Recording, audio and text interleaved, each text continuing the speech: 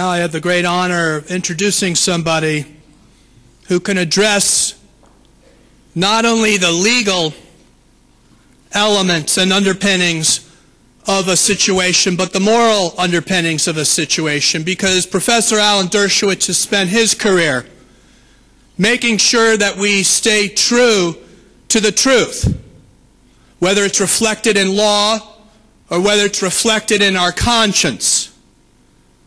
That is why he's become known as a top lawyer for civil liberties and human rights. And here to talk to us today is Professor Dershowitz. Thank you. Thank you, Congressman. Thank you. Thank you. What a personal honor it is for me to be addressing you here today, not only because of the distinguished company I'm in on this podium, but because of all of you out there, but for another very personal reason as well. My religious tradition, as well as the Islamic religious tradition, says that he who saves even a single human life, it is as if he or she has saved the entire world. We're here today to save a world, and what an honor that is for all of us. Now that the Libyan regime has collapsed and the Syrian regime is under fire, the most repressive regime in the Middle East, perhaps in the entire world, is Ahmadinejad's Iran. The mullahs who run the terrorist theocracy employ torture, rape, disfigurement, and murder to suppress dissent. They threaten genocide against their enemies and seek to develop genocidal weapons capable of wiping entire nations off the face of the earth. They blow up embassies and community centers with massive casualties, including women and children. They target people, including ambassadors, based on religion, ethnicity, and national affiliation. They finance and facilitate terrorism and attacks against both civilians and soldiers, including so many of our own. They commit war crimes, crimes against humanity, and incitement to genocide. They are international criminals, and like other organized criminal groups, they kill the witnesses to their crimes in order to prevent them from giving testimony against their leaders. Now they are planning the mass killing of the largest concentration of witnesses to their crimes in the world today, those who are living in Camp Ashraf in Iraq. 3,400 unarmed Iranian dissidents, many of them eyewitnesses to the worst abuses of the regime over many years, many of them witnesses to the murder of their own family members. These are people who can give testimony. Were the International Criminal Court to indict Ahmadinejad and others who have committed international crimes, and they should and may well do that, some of the most important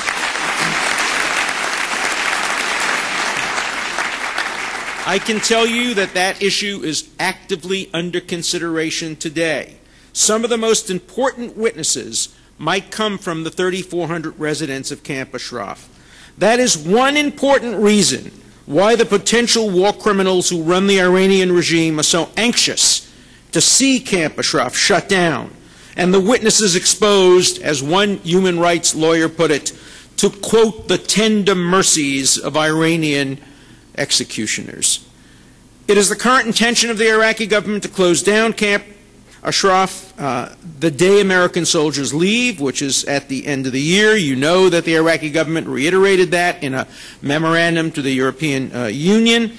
The residents now, as we all know, have very, very little time to figure out a way to keep themselves out of the clutches of the Iranian killers who will surely be hunting for them.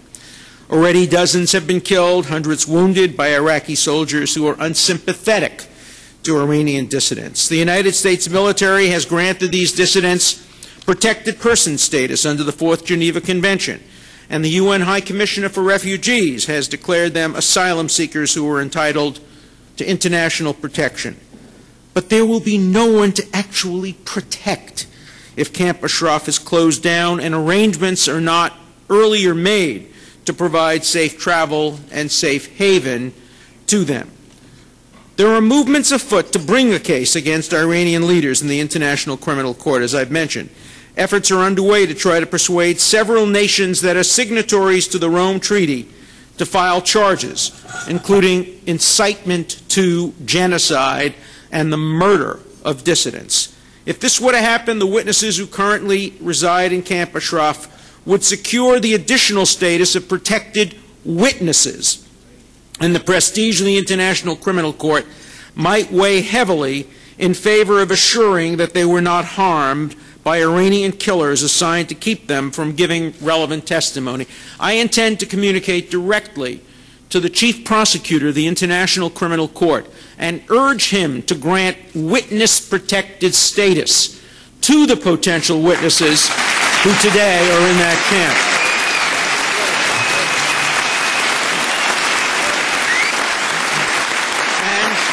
It is an international crime to tamper with witnesses or to murder witnesses. That's what the mafia does. It's not what civilized societies do.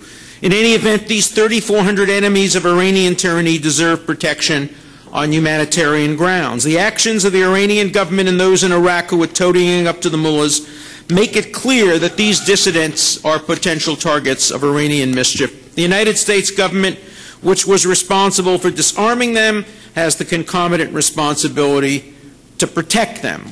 We've heard from so many now about the impending visit of the Iraqi leader to the presidency of the United States. That was an interesting Freudian slip.